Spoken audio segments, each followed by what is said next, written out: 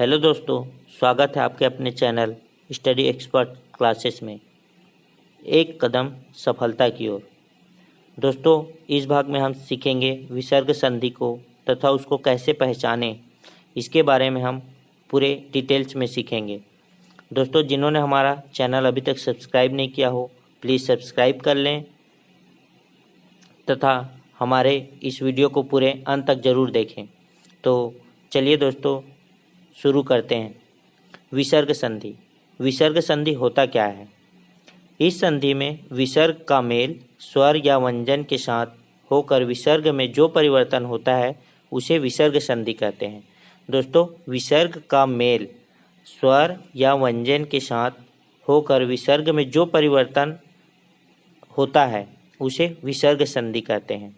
जैसे उदाहरण से समझेंगे। मनाधन ज मनोज। तो दोस्तों देखिए, यहाँ जो विसर्ग है वो हमारा ज के साथ मिल के क्या हो जा रहा है, हमारे पास जो विसर्ग है हमारा वो क्या बन रहा है, ओ बन रहा है, ओ। ठीक है। उसी तरह निधन काम है, तो यहाँ जो विसर्ग और क मिल के क्या बन रहा है हमारे पास, आधा स बन रहा है, षटकोण वाला आधा स बन रहा है। उसी तरह पय धन द है, तो इसमें विसर्ग और द मिलकर क्या बन रहा है हमारे पास, ओ बन रहा है। उसी तरह तपा धन भूमि है, तो तपोभूमि, तो यहाँ पे भी क्या बन रहा है हमारे पास, ओ बन रहा है। तो इसका पूरा डिटेल के साथ हम आगे नियम से पढ़ेंगे दोस्तों। तो पहला नियम है हमारा विसर्ग का आधा र हो जाना। तो विसर्ग का आधा र हो जाना इस प्रकार है। यदि विसर्ग के पहले आ को छोड़कर अन्य स्वर हो तथा बाद में सघोष वर्ग तीसरा, चौथा और पांचवा वर्ण या य, र, ल, व हो तो विसर्ग का आधा र हो जाता है। कहने की बात यह है दोस्तों, विसर्ग के पहले आ को छोड़कर कोई अन्य स्वर हो तथा बाद में सघोष वर्ग तीसरा, चौथा और पांचवा या य, र, ल, व हो तो विसर्ग का आधा र हो जाता है। जैसे हम आपको बताते हैं सघोष वर्ग पहले होता क्या है।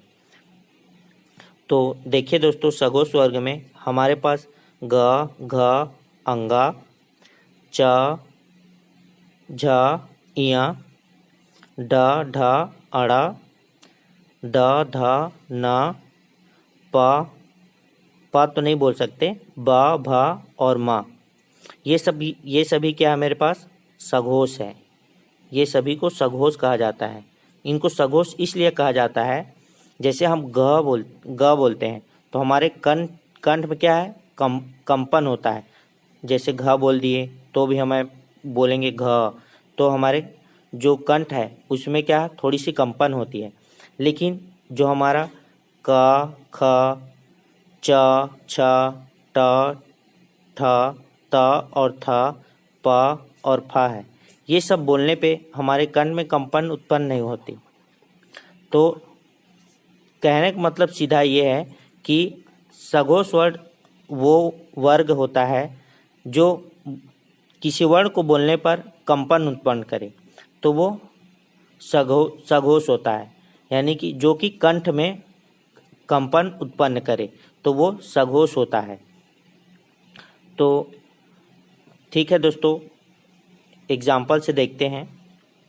निधन धन तो हो गया निर्धन। तो देखिए, इसमें हमारे पास क्या है, विसर्ग है। विसर्ग के पहले क्या है, ई। ठीक है। और बाद में क्या है, अन्य स्वर या बाद में सघोष स्वर तीसरा, चौथा या पांचवा। तो धा हमारा क्या है, यहाँ पे देखिए, ये धा क्या हमारा सघोष है। सघोष हुआ तो हमारा जो ई और धा मिलकर क्या बना हमारे पास, आधा र। ई मतलब क्या, ई के साथ हमारा विसर्ग भी है, तो ई के साथ विसर्ग और धा मिलकर हमारे पास क्या बना, आधा र बना। इसी तरह हमारे पास क्या बनेगा, दु धन जन दुर्जन। इसमें देखिए विसर्ग के बाद क्या है हमारे पास, ज है। विसर्ग के बाद ज है तो ज हमारा क्या है, यहाँ देखिए ज हमारा क्या है, सघोष है, और इससे पहले हमारे पास क्या है, विसर्ग है। तो ये मिलके क्या बनाएगा हमारे पास, आधा रा। ठीक है।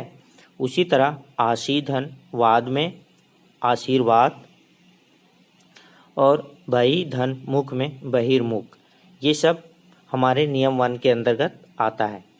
दोस्तों इसके कुछ अपवाद भी हैं, उसको हम देखते हैं। अपवाद में हम ये कह सकते हैं, इन 3 शब्द जो अंता, पुना और अधा है, इसके साथ अगर कोई भी हमारा अन्य स्वर या सघोष वर्ण आता है तो हमारे पास क्या हो जाएगा, इसका भी आधा र बन जाता है। जैसे अंतर्गत, पुनर्गमन, अधरोष्ट। तो देखिए हमने आपको ये बताया था अ और आ को छोड़कर अन्य स्वर तथा बाद में सघोष स्वर आए तो हमारा क्या हो जाता है, विसर्ग का आधा र हो जाता है। तो यहाँ पे तो हम समझ गए दोस्तों कि अ और आ को छोड़कर कोई भी शब्द आए, है ना। तो लेकिन देखिए यहाँ पे हमारा जो त है, त बन रहा है त, लेकिन त किससे बनता है, हमारा आधा त और अ से मिलकर बनता है। तो हमारे नियम 1 के अनुसार तो ये गलत हो जाएगा। तो इसलिए कुछ अपवाद भी हैं जो हमारे इस शब्द में 3 शब्द जो हैं, ये जो 3 शब्द हैं वो हमारा अपवाद है, जिसे मिलकर हमारा क्या हो जाता है, आधा र बन जाता है। विसर्ग का ग से मिलना और उससे पहले आ जाना, तो ये सब से आधा र बन जाता है। चलिए दोस्तों आगे नियम 2 पढ़ते हैं। विसर्ग का ओ हो जाना।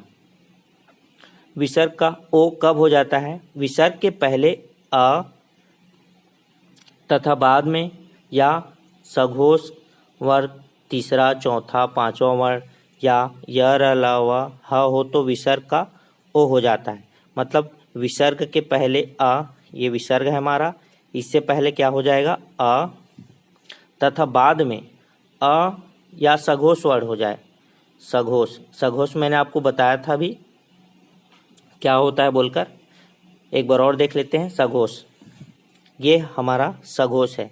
इन सभी वर्ण को क्या बोलेंगे हम, सघोष बोलेंगे, तथा इन सभी शब्द को क्या बोलेंगे हम लोग, अघोष बोलेंगे। लेकिन मेनली हमको ये पढ़ना है क्या, सघोष। तो सघोष के कुछ उदाहरण देख लेते हैं इसमें विसर्ग का ओ हो जाने का। देखिए मना धन हर, मनोहर।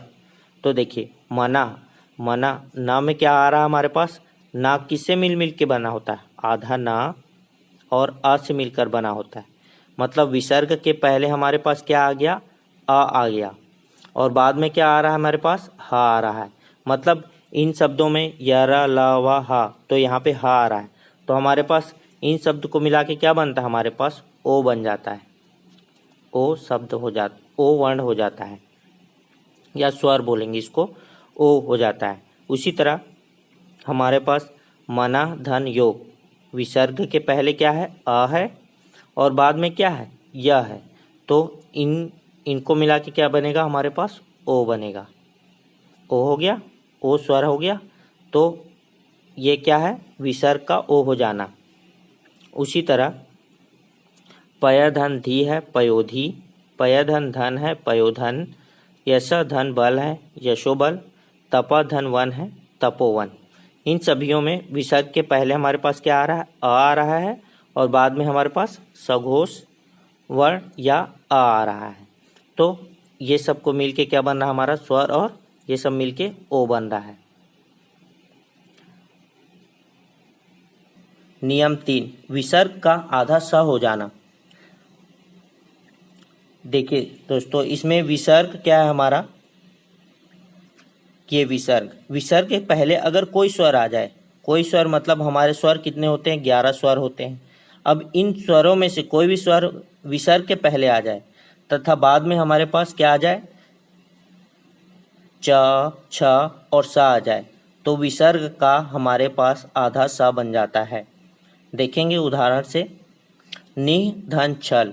तो देखिए यहाँ पे विसर्ग के पहले, ये विसर्ग है, विसर्ग के पहले हमारे पास ई आ रहा है, छोटा ई है, ये बड़ा ई लिख दिया मैं, छोटा ई आ रहा है, तो उसके बाद हमारे पास वर्ड क्या आ रहा है, छ, तो क्या हो जाएगा, निश्चल।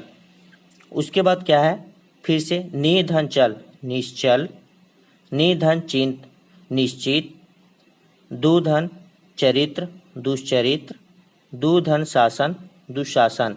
इन सभी में ये देखने को मिल रहा है हमको विसर्ग, विसर्ग के पहले कोई भी स्वर आ रहा है, ई है, ऊ है, या बड़ा ऊ या बड़ी ई, इन स्वरों में से कोई भी सा आ जाए तो हमारे पास जो साथ में जुड़ा रहेगा च, छ और स, च, छ और स, तो हमारे पास क्या हो जाएगा, आधा स हो जाएगा। इन सभी में यही बताया गया है आपको। आगे देखेंगे नियम 4, विसर्ग का आधा स हो जाना। तो आधा सा, यदि देखिए इसमें भी दोस्तों अगर विसर्ग के पहले कोई स्वर आता है, ठीक है, मतलब आपको इन 11 स्वरों में से कोई भी स्वर आता है, लेकिन साथ में विसर्ग के बाद क्या हो जाए, त, थ और स हो जाए, तो हमारा जो विसर्ग है वो किस में बदल जाता है, आधे स में, यानी कि आधे सपेरे के स में चेंज हो जाता है। ठीक है, तो एग्जाम्पल से देखेंगे उदाहरण, निधन तेज, तो निधन तेज क्या है, निस्तेज, निधन तार, निस्तार, दुधन थल, दुस्थल, मनाधन ताप, मनस्ताप, दुधन साहस, दुस्साहस। तो देखिए दोस्तों, इसमें जो विसर्ग के पहले हमारे पास क्या है, सभी विसर्ग है, विसर्ग, उसमें क्या हमारे पास कोई भी स्वर आ रहा है, कोई सा भी स्वर हो, अ से लेके अ हो, आ हो, ई हो, इन सभी स्वरों में से कोई भी सा आ जाए तो उसके साथ हमारे पास कौन कौन सा वर्ड मिल जाए साथ में, उसके बाद त, थ, स, तो यहाँ पे त मिल रहा है, यहाँ पे थ मिल रहा है, यहाँ पे स मिल रहा है, तो इसका क्या है, इसके साथ अगर मेल हो जाता है विसर्ग का तो हमारे पास स बन जाता है, सपेरे का स वाला आधा स बन जाता है। ठीक है दोस्तों, चलिए आगे बढ़ते हैं। नियम 5, विसर्ग का षटकोण का आधा स हो जाना। ठीक है दोस्तों, तो इसको देखते हैं विसर्ग। अब देखिए यहाँ पे विसर्ग, विसर्ग जो है, विसर्ग के पहले ई और उ हो। इससे पहले हम लोग क्या पढ़ रहे थे दोस्तों, कि स्वर हो, कोई सा भी स्वर हो, लेकिन यहाँ पे क्या है, इससे पहले हमारे पास ई और उ हो, है ना, तथा उसके बाद हम लोग क्या क्या पढ़े थे, क, थ, स, ये सब पढ़े थे। लेकिन देखिए यहाँ पे क्या है, क, ख, ट, प, फ, है ना, ये सब आ जाए विसर्ग के बाद तो हमारे पास विसर्ग का स हो जाता है, आधा स, मतलब षटकोण का आधा स हो जाता है। तो उदाहरण में देखिए, निधन कपट, तो क्या हो जाएगा, निष्कपट, निधन ठूर, निष्ठुर, दुधर धन कर्म, दुष्कर्म, धनुधन टंकार, धनुष्टंकार, निधन प्राण, निष्प्राण, निधन फल, निष्फल। इन सभियों में देखो दोस्तों, ई है और उ आया हुआ है, किसमें, विसर्ग के पहले।